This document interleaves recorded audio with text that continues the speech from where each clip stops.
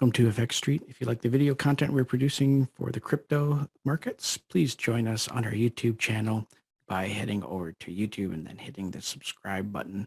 And if you like what Akash and I are discussing, you can follow Akash on Twitter at Mangyeko0 and myself at JustAnalysis1. Taking a look at Cardano.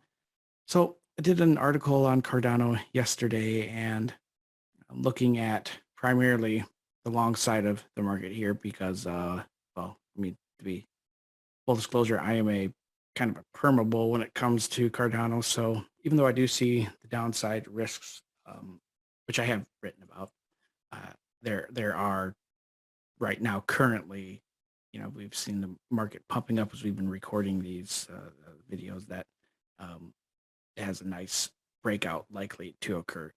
So from a point figure perspective, I'm looking at an entry at 206 with a stop at 198 and an initial target up at 226, which is actually really, really conservative. But that is the target with the horizontal method. I actually got some much higher targets, but from just, a new entry zone, that's what this is at. And that entry at 206 fulfills two things. First, it would break the bear market angle, converting it to a bull, but because the prior O column created an entry below a double bottom, if a new column of X's forms an entry, that confirms a pattern in point figure known as a bear trap. On the candlestick chart, things are just really, really kind of sloppy looking. Had that really deep drop on the 27th on Wednesday, but 190 held as some pretty stiff support. And look at the optics bands. This is what Cardano's, in the event of some type of bullish expansion phase here, in the crypto market, at least the altcoin market, Cardano is going to be a leader just because of how these optics bands look. Cardano is almost singular in the high market cap cryptos with where it's positioned with the optics bands. It's extremely oversold. It's been the momentum has been extremely down, and it is positioned perfectly for a very large spike. So it's sitting in the optics bands here for a prolonged period of time, which is very rare in general, but it's also very rare in the entire crypto space to see it like this. Composite index is about to cross above both of its averages, and the RSI is sitting flat, screaming neutral here. So, there could be some major spike here towards that $3 level. I'll be bearish if it dips below 190. We get a daily close below 190, then I'll be looking at the bear market side. But otherwise, it still looks very bullish from here. I'll pass it off to you, Akash. Bold words there, Sheldon.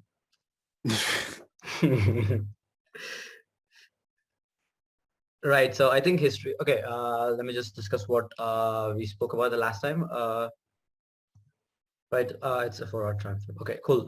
So last time we discussed, I was expecting either a bounce off of this demand zone here, ranging from 1.98 to 2.1 roughly, and then move higher. I was expecting this to be a fake out, but then Cardano just zipped through this demand zone, and right now it's trying to get into trying to force its way back up above this demand zone. Now it's a supply zone, but I think history is kind of repeating itself, and I think there is another pennant information. Right, considering how I am bearish on BTC for the short term, I do want to add that if Bitcoin does go down to, if not 51K, probably 55K, 6K, I think this target from this larger pennant here, which predicted forecasted a 16% downswing, would come to fruition. I think, that's the case, right? So if we do manage to flip above this supply zone at 2.01, 2.1, I think I would reevaluate my bearish thesis for Cardano. And I think we mentioned sufficiently that there's a lot of consolidation that's happening here.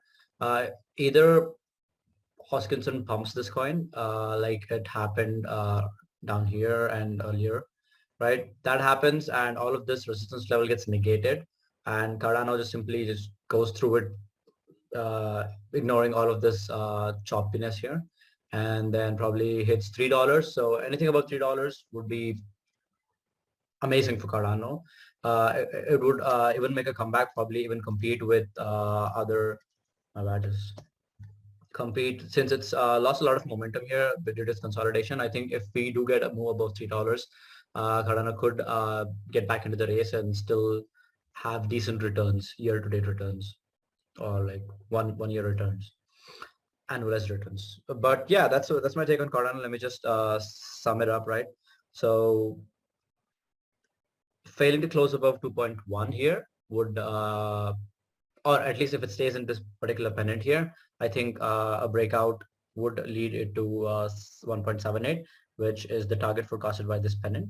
But if we do get a daily close above 2.07, then I'm expecting Cardano to probably make a run at the 55 at 2.2.